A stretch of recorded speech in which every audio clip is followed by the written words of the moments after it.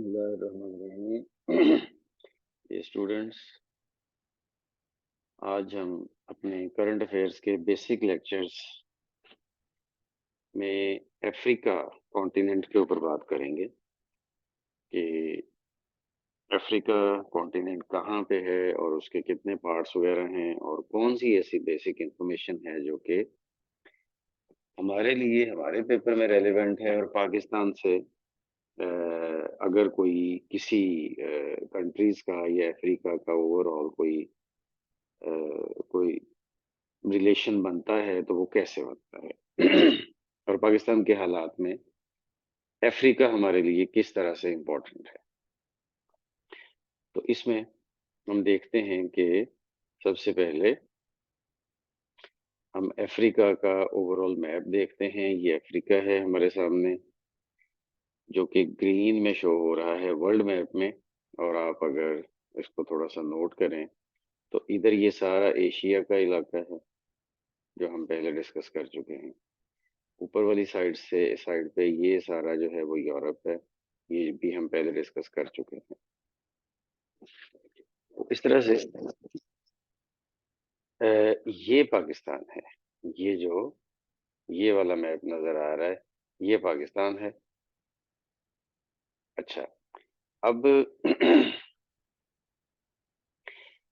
Africa हमारे लिए कैसे इम्पोर्टेंट है? तो डायरेक्टली ओवरऑल अफ्रीका तो हमारे लिए पूरे का पूरा कोई बहुत इम्पोर्टेंट नहीं है। हमारे पॉलिटिकल हालात की वजह से या हमारे कोई ऐसा बहुत ज्यादा करीबी ताल्लुकात किसी भी कंट्री से हों तो ऐसा तो कोई ज्यादा नहीं है। हाँ, लेकिन मुस्लिम कंट्रीज जो हैं इसमें उनके साथ हमारा काफी करीबी ताल्लुक है, जैसा कि इजिप्ट है और सूडान है, लीबिया है, मोरक्को है। ये वो कंट्रीज हैं जो मुस्लिम कंट्रीज हैं, मेजॉरिटी मुस्लिम पॉपुलेशन के कंट्रीज हैं। और जाहिर है कि उनमें अगर कोई इशू आता है तो पाकिस्तान के अवाम और पाकिस्तान की पॉलिटिक्स किसी हद तक उस पर सेंटर्ड हो जाती है।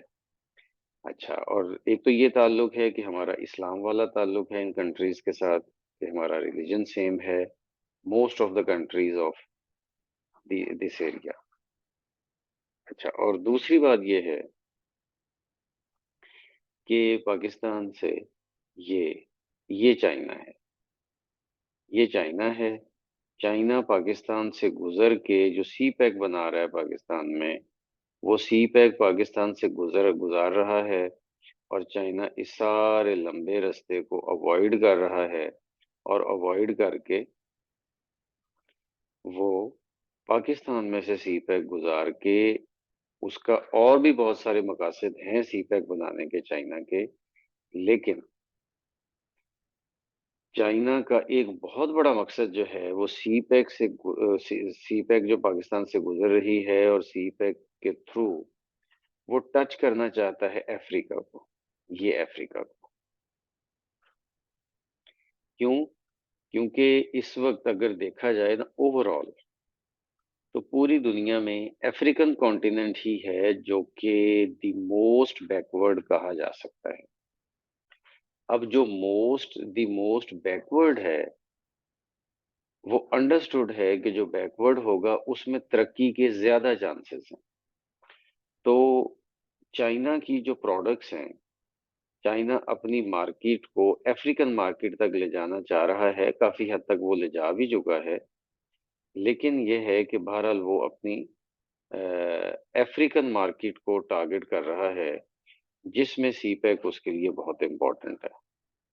तो अफ्रीका, चूंकि मैंने बताया कि the most backward area of the world है, तो इसलिए वहां पे तरक्की के चांसेस भी ज्यादा हैं। और तरक्की के चांसेस ज्यादा हैं तो जाहिर है मार्केट बहुत बड़ी है। लोग जैसे जैसे तरक्की करते जाएंगे वहां के दूसरे लोगों को होगा कि यस हम भी तरक्की करें और उस बैकवर्डनेस से निकलें। डिफरेंट जो ट्राइब्स और वो पहाड़ों में रहने वाले और जंगलों में रहने वाले, ये सारे जो लोग हैं स्पेशली जंगलों में रहने वाले, ये अफ्रीका में है बहुत ज्यादा। अफ्रीका में बहुत ज्यादा हैं। और अफ्रीका में इसका मतलब ये है कि अभी तक वो सही तौर पर तरक्की का और वो कॉन्सेप्ट आया ही नहीं है। और वो कॉन्सेप्ट ज़ाहिर है जब आएगा तो आहिस्ता-आहिस्ता तरक्की की सेंस पैदा होगी उनमें, और तरक्की की सेंस पैदा होगी तो फिर आहिस्ता-आहिस्ता मज़ीद उनमें मौक़े बढ़ेंगे इस तरह के, और वो जो मज़ीद मौक़े हैं तरक्की के, वो इधर-उधर के कंट्रीज़ को, दूसरे कंट्रीज़ को फ़ायदा देंगे कि अपनी मार्केट बनाया जा सके और अपनी चीज़ें वहाँ पे बेची जा सकें। तो इस तरह से पाकिस्तान के लिए ये इसलिए भी इम्पोर्टेंट है कि चाइना पाकिस्तान के थ्रू आगे पहुँचना चाह रहा है, क्योंकि देखिए पाकिस्तान के यहाँ से, पाकिस्तान के ग्वादर जो बंदरगाह है, यहाँ तक चाइना की चीज़ें बाय रोड पे पहुँचे, और यहाँ से फिर आगे शिप के थ्रू ये अफ्रीका को टच करें। तो ये पाकिस्तान ही है जो कि चाइना और अफ्रीका के दरमियान में एक वाहिद कंट्री है। क्योंकि जब पाकिस्तान के थ्रू होते हुए चाइना सी में पहुँच जाएगा, तो सी से तो फिर आगे शिप का काम रह जाएगा सारा कि वो यहाँ तक पहुँचे। तो इस तरह से अफ्रीका इसलिए भी पाकिस्तान के लिए इम्पोर्टेंट है। अच्छा, अब देखते हैं कि इसकी बेसिक इन्फॉर्मेशन क्या है, और जो डिफरेंट पार्ट्स में इसको हम डिवाइड करते हैं वो कैसे करते हैं। तो इसको हम नॉर्मली 5 पार्ट्स में डिवाइड करते हैं: northern Africa, western Africa, middle Africa, eastern Africa और सदर्न अफ्रीका। तो बेसिक इन्फॉर्मेशन कुछ इस तरह से है: एरिया इसका इतना है, पॉपुलेशन इतनी है, रिलीजन्स इस तरह से हैं। जो द मोस्ट डोमिनेंट रिलीजन है वो 49% क्रिश्चियनिटी है, और उसके बाद दूसरे नंबर पे इस्लाम है 42%, जो करीब-करीब ही है उसके तकरीबन। और बाकी कुछ ट्रेडिशनल फेथ्स वगैरह और उनके जो मुकामी ट्राइबल रिलीजन्स हैं, जिसमें आतिश परस्ती और इस तरह के, बल्कि आदमखोर कैनिबल्स जो हैं, आदमखोर कबीले अगर कहीं दुनिया में पाए जाते हैं तो सिर्फ अफ्रीका ही है वो। अच्छा, और 54 कंट्रीज़ हैं इसमें, छोटे-बड़े मिला के। अच्छा, इसके बाद आगे हम चलते हैं तो parts of Africa. Parts of Africa ये हम बनाते हैं, ऊपर ये वाला सारा नॉर्दर्न अफ्रीका है, नीचे लेफ्ट में आएँ तो ये वाला जो है ये सारा वेस्टर्न अफ्रीका है, ये नीचे सेंट्रल अफ्रीका है ये वाला, और ये राइट साइड पे जो ग्रीन में है ये ईस्टर्न अफ्रीका कहलाता है, और ये नीचे जो पिंक में है ये सदर्न अफ्रीका कहलाता है। तो इस तरह से करके ये 5 बड़े प्रोमिनेंट पार्ट्स हैं इस अफ्रीकन रीजन के और अफ्रीकन कॉन्टिनेंट के। और ये पार्ट्स जो हैं ये यूनाइटेड नेशंस की तरफ से किए गए। मतलब किए गए का मतलब ये कि इनको स्टडी करने के लिए, इनको डिस्कस करने के लिए ये 5 पार्ट्स इसके किए गए हैं। अच्छा, और यूनाइटेड नेशंस इनको इस तरह से स्टडी करती है, तो इसलिए फिर ओवरऑल भी जो स्टूडेंट्स हैं, जो टीचर्स हैं, वो इसी तरह से इसको स्टडी करते हैं। और इनको इस तरह से स्टडी करना बड़ा आसान रह जाता है। उनकी बहुत सारी ऐसी चीज़ें हैं जो इन एरियाज़ के साथ कनेक्टेड हैं, और इन 5 एरियाज़ को अगर हम अलग-अलग कर लें, तो बहुत सारी ऐसी चीज़ें हैं जो कि हमें ज़्यादा बेहतर समझ आ सकती हैं। अच्छा, इसमें हमारा सबसे पहला टारगेट है northern Africa. Northern Africa in countries पे मुश्तमिल है, जो कि इधर से अगर हम शुरू करें तो एशिया से जो टच करता है बाय रोड, वो इजिप्ट है। इजिप्ट ये पैलेस्टाइन से टच करता है, ठीक है? अगर हम ये ज़रा पिछले मैप को देखें, तो ये देखें, ये इजिप्ट है जो इधर, ये अगर बाय रोड टच करता है किसी से तो वो इजिप्ट है। ये इजिप्ट टच कर रहा है एशिया से, और कोई भी ऐसा कंट्री नहीं है अफ्रीका का जो कि बाय रोड किसी दूसरे कंट्री के साथ, दूसरे कॉन्टिनेंट के साथ टच करता हो। बाय रोड नहीं है, वो सारा फिर बाय थ्रू सी ही है। सिर्फ ये थोड़ा-सा एरिया है जो इजिप्ट का है, और ये टच करता है एशिया के साथ। ये नॉर्दर्न अफ्रीका है। इसमें इजिप्ट बड़ा प्रोमिनेंट कंट्री है। फिर उसके साथ ही नीचे सूडान है। फिर उसके साथ नीचे मगरब की तरफ लीबिया है। लीबिया से और थोड़ा ऊपर मगरब की तरफ ट्यूनिसिया है, ट्यूनस जिसे बोलते हैं। फिर उसके बाद और लेफ्ट साइड पे अल्जीरिया है और फिर उसके बाद मोरक्को है। तो अगर हम एरिया के हिसाब से देखें तो इस रीजन का सबसे बड़ा कंट्री अल्जीरिया है। और ये सारा वो एरिया है नॉर्दर्न अफ्रीका कि जो मुस्लिम मेजॉरिटी एरिया है। इस एरिया में मेजॉरिटी मुस्लिम पॉपुलेशन है। इस एरिया में मेजॉरिटी वो पॉपुलेशन है जो कि अरब ओरिजिन की है किसी न किसी वे में। तो इसमें 5 कंट्रीज हैं इस एरिया में। और मोस्टली सहारा डेजर्ट इन्हीं एरियाज के अंदर है। इन्हीं कंट्रीज में सहारा डेजर्ट पाया जाता है। इस्लाम इसका डोमिनेंट रिलीजन है। और फिर जो अरब्स और बर्बर्स जो हैं, अरब्स जो हैं वो ज़ाहिर है अरब से वहाँ पे जाके आबाद हुए हैं। और वो सेवन सेंचुरी 7th सेंचुरी वो एरिया वो टाइम था कि जब अरबियों की फतूहात यानी कि ये बनु उमैया का दौर था। अगर हम इस्लामी सल्तनत के हवाले से देखें तो बनु उमैया का दौर था। और ये वो दौर था कि जब बनु उमैया आगे से आगे फतह करते गए हैं चीज़ों को, अपना कंट्रीज को। तो इजिप्ट के रास्ते फिर वो इसी तरह से सीधे नॉर्दर्न अफ्रीका में आगे गए हैं। और ये मतलब इजिप्ट के रास्ते ये सूडान और फिर आगे ये आगे लीबिया से होते हुए इस तरह से मोरक्को तक पहुंचे हैं, मराकश तक। ठीक है। और यही मोरक्को मराकश जिसे उर्दू में हम बोलते हैं, यही वो एरिया है जहां से इधर टच आगे जो है ना वो थोड़ा सा ही दरमियान में सी का एरिया है और आगे यूरोप शुरू हो जाता है। और यूरोप का स्पेन जो कंट्री है, स्पेन, आपने शायद सुना होगा कि स्पेन, गरनाता, ये मुस्लिम जो है ना मुसलमानों की वहाँ पे हुकूमत रही है। और आपने शायद ये भी सुना हो कि तारिक बिन ज़ियाद जो पाकिस्तान जो जो इस्लामिक हिस्ट्री में बहुत बड़ा नाम है, बहुत बड़ा जर्नैल था। और आप लोगों को शायद आपने वो वाक़या सुना हो कि जिसमें उसने मोरक्को से कश्तियों पे अपनी फ़ौज को लेके गया था वो स्पेन के साहिलों पे। और स्पेन के साहिल पे जब वो जबल तारिक जिब्राल्टर जिसे कहते हैं वहां पे जाके जब उतरा तो उसने अपनी फौज से खिताब किया और सारी कश्तियों को आग लगवा दी। कश्तियां जिनके ऊपर वो आए थे उनको आग लगवा दी। और अपनी फौज से खिताब किया और उन्हें कहा कि अब तुम्हारे सामने दुश्मन है और तुम्हारे पीछे समंदर है। अगर तुम भागोगे तो भी मौत है और अगर तुम लड़ोगे तो फिर एक चांस है कि तुम फतह हासिल कर लो।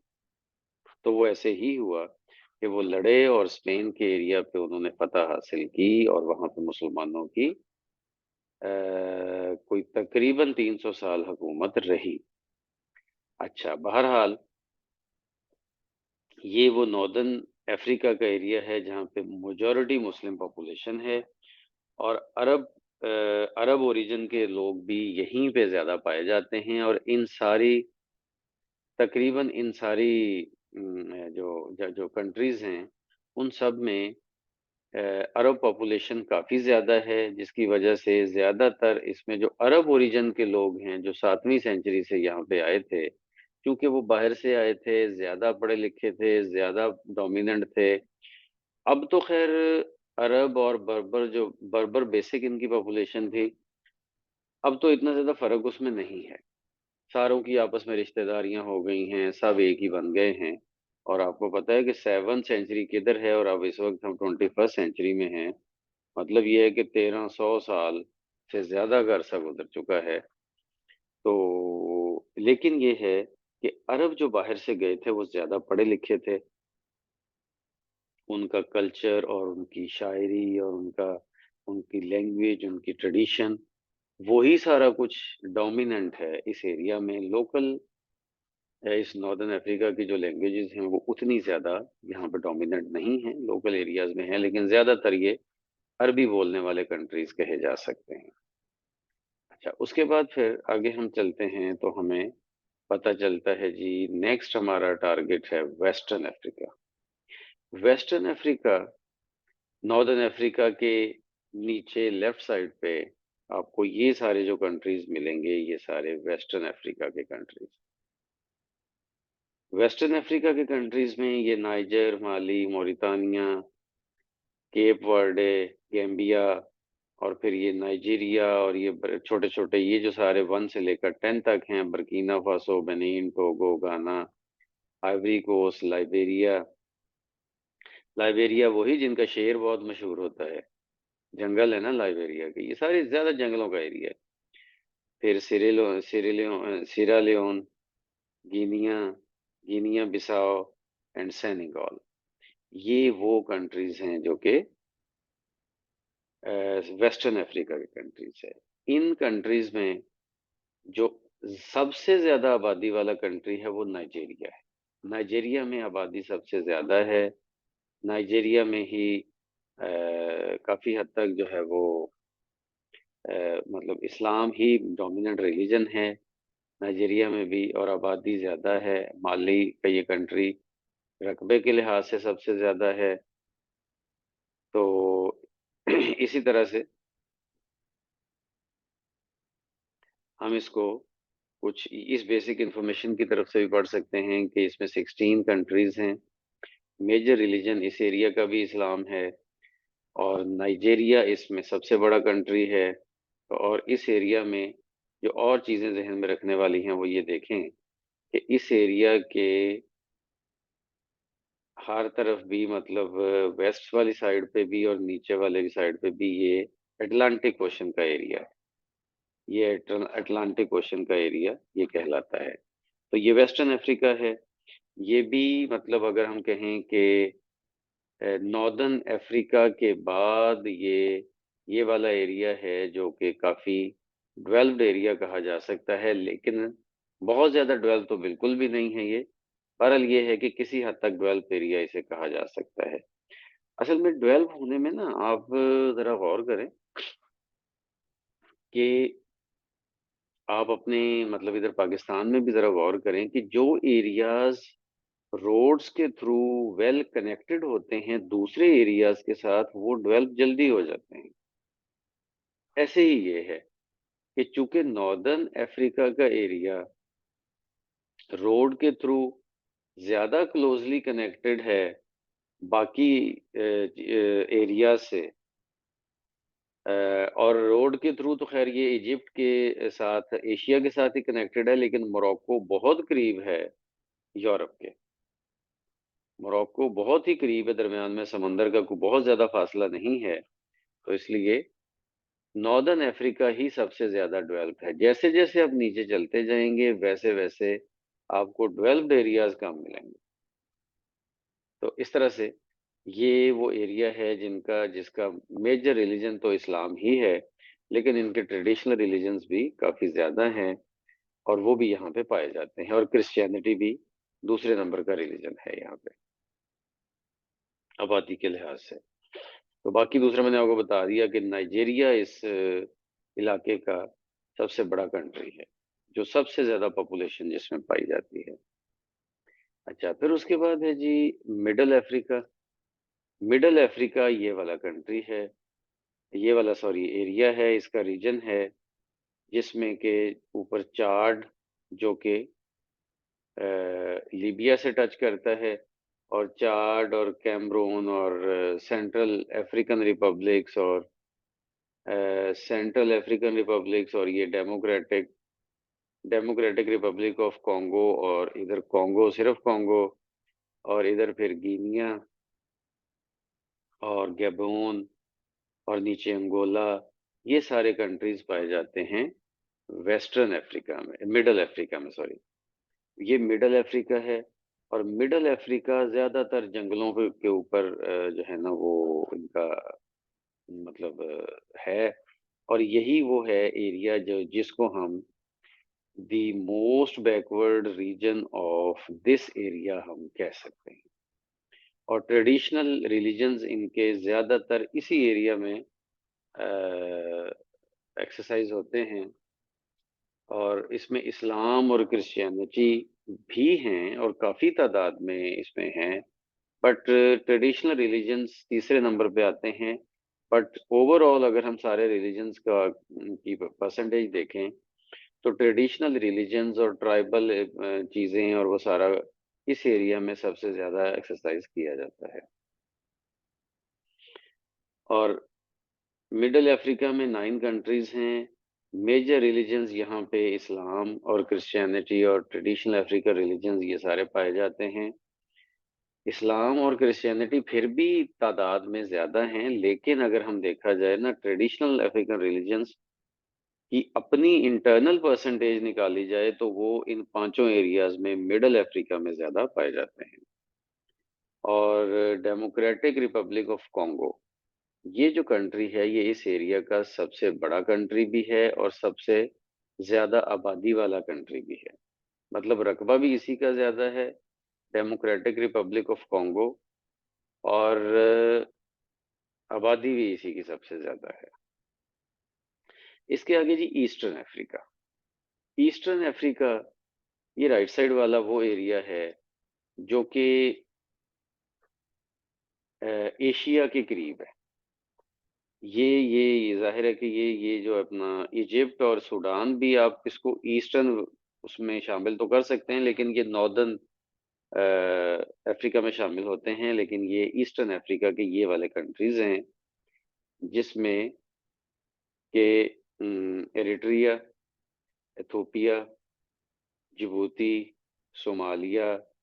ये सोमालिया जो है ये बहरी कज़ाकों का इलाका होता है, और ये जो कॉर्नर बनता है ना सोमालिया का, ये सोमालिया का कॉर्नर वो है जो इधर से चाइनीज शिप्स के लिए सबसे करीब तरीन पड़ेगा जब ये चाइनीज शिप्स उधर जाएंगे तो सी पैक के थ्रू। और फिर आगे ये कीनिया है, कीनिया के साथ ये साउथ सूडान भी है, और इधर युगंडा है, और युगंडा के साथ आगे रवांडा और ब्रूनडी और तंजानिया और कैमरोस। ठीक है। फिर उसके बाद Malawi, Zambia, Mozambique, Madagascar, Mauritius. ठीक है। और ये सेचिलिस, जिम्बाब्वे। ये वो सारे कंट्रीज हैं जो कि इस वेस्टर्न सॉरी ईस्टर्न अफ्रीका के कंट्रीज कहलाते हैं। इनमें भी एशिया के बहुत सारे ट्रेडिशन रिलीजन्स यस मौजूद हैं। एशिया नहीं, अफ्रीका के ट्रेडिशनल रिलीजन्स मौजूद हैं, लेकिन इस्लाम और क्रिश्चियनिटी इस एरिया में काफ़ी ज़्यादा हैं। ये एरिया उतना बैकवर्ड एरिया तो नहीं है जितना कि मिडल अफ्रीका था। हमने पढ़ा मिडल अफ्रीका, लेकिन उतना एडवांस भी नहीं है जितना कि नॉर्दर्न या वेस्टर्न अफ्रीका है। तो इस तरह से करके ये एरिया भी मतलब काफी अंडर डेवलप एरिया कहा जा सकता है।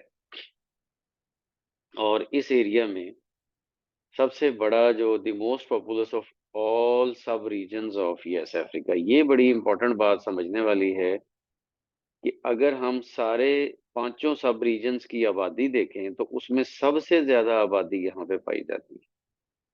मतलब ईस्टर्न अफ्रीका आबादी के लिहाज से अफ्रीका का सबसे बड़ा रीजन है। सबसे ज्यादा आबादी इसी एरिया में है। अच्छा, फिर उसके बाद इसमें 18 कंट्रीज हैं जो मैं आपको बता चुका हूँ। मेजर रिलीजन्स इसमें इस्लाम और क्रिश्चियनिटी दोनों दोनों की परसेंटेज तकरीबन बराबर बराबर ही है। ट्रेडिशनल रिलीजन्स जो हैं अफ्रीका के वो यहाँ पे कम हैं, लेकिन हैं जरूर। और इथोपिया इसका the most populous country of the region है, यानी कि इथोपिया वो कंट्री है जहाँ पे सबसे ज्यादा पॉपुलेशन इस एरिया की पाई जाती है, और इथोपिया ये वाला कंट्री है। आबादी रकबे के लिहाज से भी ये इस एरिया का सबसे बड़ा कंट्री है, और आबादी के लिहाज से भी ये इस एरिया का सबसे बड़ा कंट्री। तो इस तरह से ईस्टर्न अफ्रीका के बारे में ये बेसिक इंफॉर्मेशन है जो हमने ली। अब आगे चलते हैं जी सदर्न अफ्रीका। ये बिल्कुल the most southern part of Africa, ये वाला, ये सदर्न अफ्रीका कहलाता है, जिसमें के ये कंट्रीज हैं नमीबिया, बोट्सवाना, साउथ अफ्रीका, एस्वाटिनी और लेसोथो। ये दो कंट्रीज तो तकरीबन इसके साउथ अफ्रीका के अंदर ही है। साउथ अफ्रीका इस एरिया का सबसे बड़ा कंट्री है, द मोस्ट इन्फ्लुएंशियल कंट्री है। South Africa overall world affairs में एक बड़ा रोल प्ले करने वाला कंट्री है। साउथ अफ्रीका का पाकिस्तान या इंडो पाक के साथ बड़ा करीबी ताल्लुक हम कह सकते हैं। साउथ अफ्रीका इस एरिया का द मोस्ट डेवलप्ड कंट्री है। यही वो कंट्री है जिसकी टीम है क्रिकेट की, और पूरी दुनिया में उसका किसी न किसी वे में ताल्लुक है। और यही वो कंट्री है जहाँ पे इंग्लिश बाकायदा उनकी एक लैंग्वेज है। और केप टाउन या जोहानिसबर्ग, ये सारे इसके मेन कंट्रीज हैं। इंग्लिश उनकी लैंग्वेज है, और इतनी मतलब वहाँ पे डोमिनेंट लैंग्वेज इंग्लिश कही जा सकती है कि साउथ अफ्रीकन प्रॉपर एक एक्सेंट समझा जाता है, एक डायलेक्ट और एक्सेंट है, जो कि साउथ अफ्रीकन इंग्लिश कहलाता है। ठीक है। तो मतलब इस एरिया का दी मोस्ट डेवलप्ड कंट्रीज है। और फिर दूसरी तरफ से इंडो पाक से बहुत सारे लोग साउथ अफ्रीका में, इंडो पाक के बहुत सारे लोग मौजूद हैं। मसलन अगर हम देखें तो गांधी गांधी जी जो है ना, जब पाकिस्तान बन रहा था, तो गांधी जी एक दफा नाराज होके साउथ अफ्रीका चले गए। तो साउथ अफ्रीका का मतलब क्या है, कि इसका मतलब वहां पे कोई इतनी हिंदू पॉपुलेशन होगी कि वो साउथ अफ्रीका चले गए ना। फिर उसके बाद अगर आप थोड़ा पाकिस्तान की हिस्ट्री में देखें, तो जो आर्टिकल्स वगैरह आप पढ़ें, आपको आइडिया होगा कि एमक्यूएम जो पाकिस्तान की जमात है, एमक्यूएम के भी बहुत सारे लोग साउथ अफ्रीका में मौजूद हैं। वो वहाँ पे बिजनेस करते हैं, वो अपना काम शाम करते हैं। और मतलब जो कहा जाता है कि एमक्यूएम जो जमात है, उसके उसके जो अपना मनी लॉन्ड्रिंग वो करते हैं, और शिप्स के थ्रू वो पैसा और डॉलर पाकिस्तान से बाहर लेके जाते हैं या जाते रहे हैं, वो सारा जाके पहले साउथ अफ्रीका में वो करवाते थे, और फिर उसके बाद आगे डिफरेंट एरियाज में वो उसको भेजा जाता था। मतलब रजिस्टर वो वहां से करवाते थे, और फिर उसके बाद साउथ अफ्रीका में एमक्यूएम जमात के बहुत बड़ा इस तरह का नेटवर्क है कि वो मतलब जब कहीं पे पनाह लेनी होती थी उनके एमकेएम के लोगों को, तो वो जाते थे साउथ अफ्रीका। ठीक है। मतलब ये वो चीजें हैं। देखें आप, में से बहुत सारे लोग जो हैं वो एमक्यूएम के साथ कोई एफिलिएटेड भी हो सकते हैं, लेकिन और मेरा बिल्कुल भी मकसद इसका ये नहीं है कि मैं किसी भी जमात को, पाकिस्तान की किसी भी जमात को, सारे पाकिस्तानी हैं हम, किसी की जमात को मैं टारगेट करके बात कर रहा हूँ। लेकिन ये आर्टिकल्स जो मैं पढ़ता रहा, और उसमें जो एक इंफॉर्मेशन, मतलब एक पाकिस्तान के साथ जो छोटा सा टच बनता है, वो यही बनता है साउथ अफ्रीका का, या इस सदर्न अफ्रीका का रीजन का, कि एमक्यूएम का वहाँ पे मतलब सेंटर मौजूद है, और एमक्यूएम के बहुत सारे लोग हैं वहाँ पे। और मतलब पाकिस्तान के बाद जो ज्यादा बड़ा ठिकाना एमक्यूएम अपना ये एमक्यूएम का होता था, वो साउथ अफ्रीका ही होता था। अच्छा, अब इसमें देखा जाए तो इस रीजन में भी कुछ 6-7 कंट्रीज हैं जो अ, मतलब प्रॉपर, जिसको हम 6 कंट्रीज हैं, जिसको प्रॉपर कंट्रीज कहा जा सकता है। लेकिन ये पहाड़ों में भी, इनके पहाड़ों में, जंगलों में इनके ऐसे ऐसे छोटे छोटे ट्राइब्स और एरियाज हैं जहाँ पे उनके लोकल गवर्नमेंट्स और वो सारा कुछ चलता है। वो किसी दुनिया के साथ वो कनेक्टेड नहीं है। और ये अगर देखा जाए तो ओवरऑल पांचों अफ्रीका के रीजन्स में से ये दी लीस्ट पॉपुलस रीजन है। यहाँ पे आबादी सबसे कम है, और मेजर रिलीजन इसमें क्रिश्चियनिटी ही है। इस्लाम इसमें दूसरे नंबर पे है, लेकिन ये वो एरिया है कि जिसमें क्रिश्चियनिटी का असर बहुत मतलब सबसे ज़्यादा है। तो इस्लाम और क्रिश्चियनिटी दोनों की तादाद में इस्लाम मुस्लिम्स और क्रिश्चियंस दोनों की तादाद में काफ़ी ज़्यादा फ़र्क है। तो ज़्यादा लोग यहाँ पे क्रिश्चियंस हैं।